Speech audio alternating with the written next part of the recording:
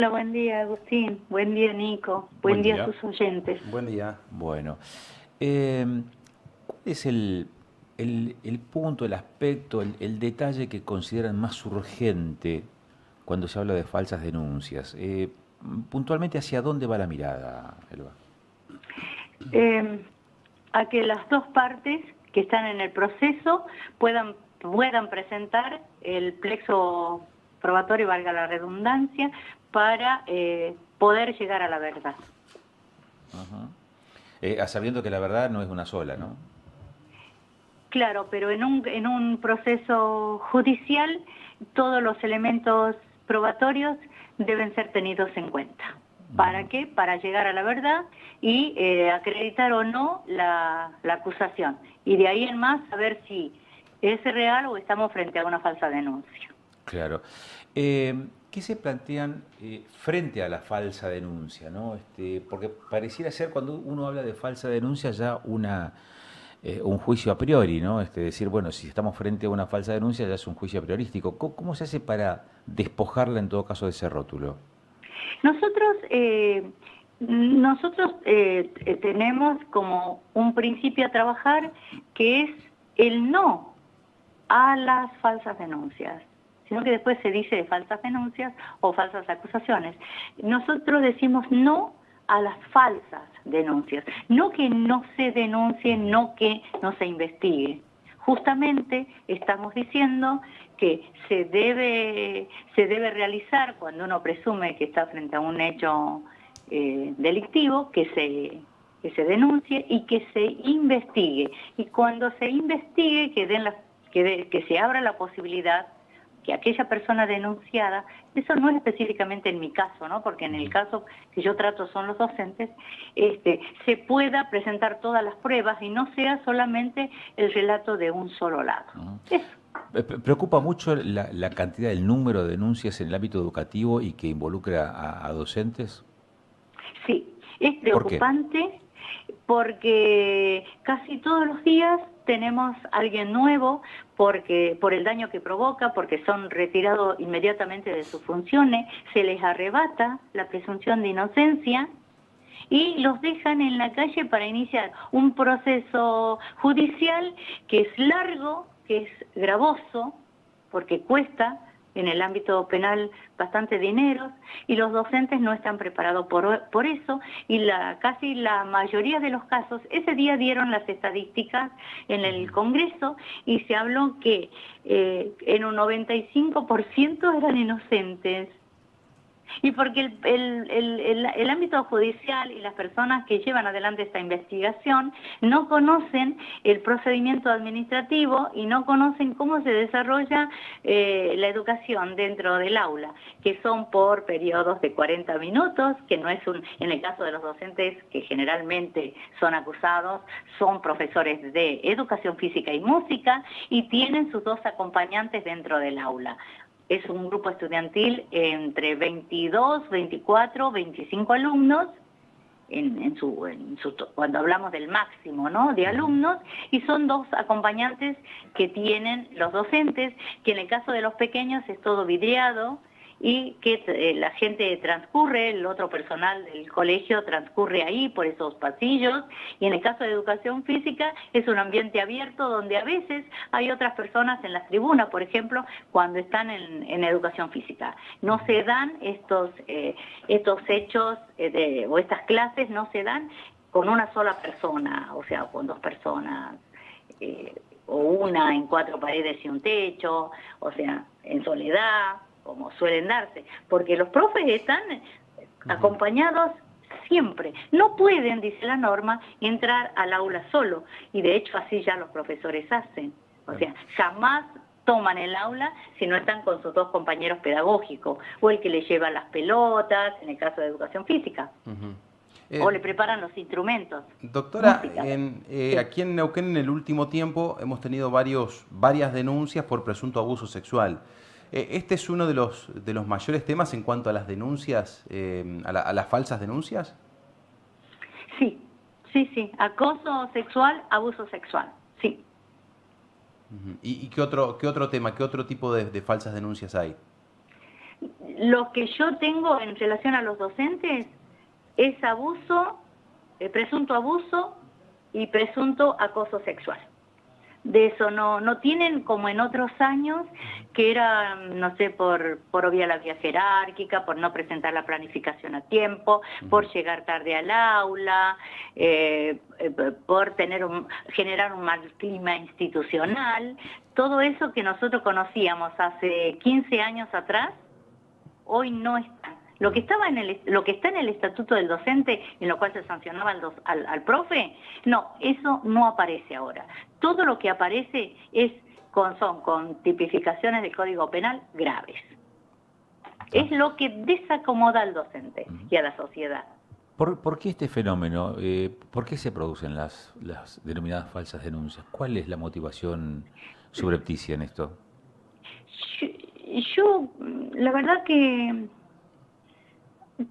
no sabría explicar. Lo que sí me di cuenta que hay una confusión.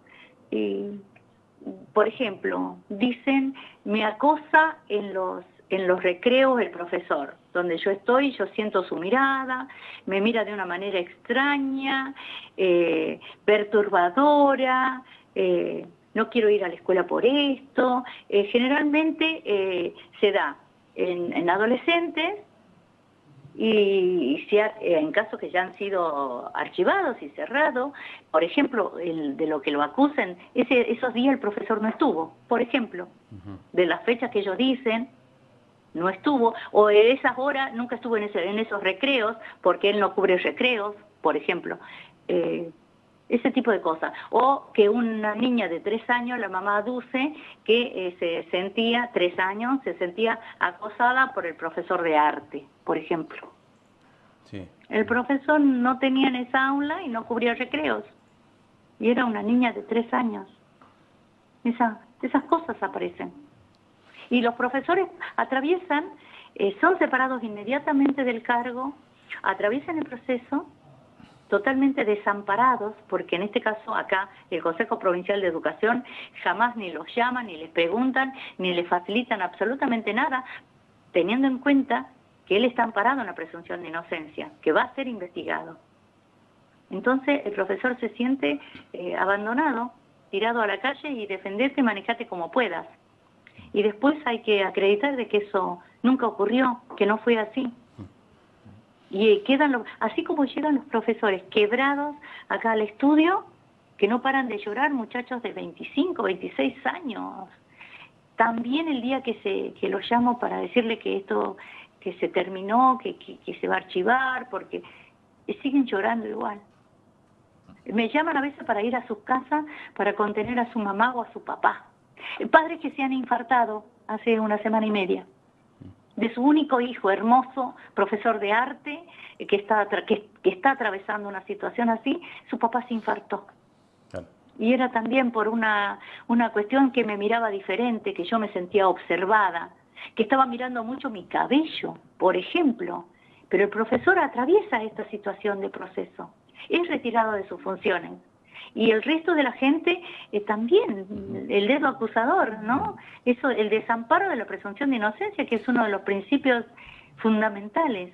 Bueno, ahí casualmente le iba a preguntar por esto, ¿no? Porque está el principio constitucional de la presunción de inocencia hasta que una sentencia diga lo contrario. Así lo determine, claro.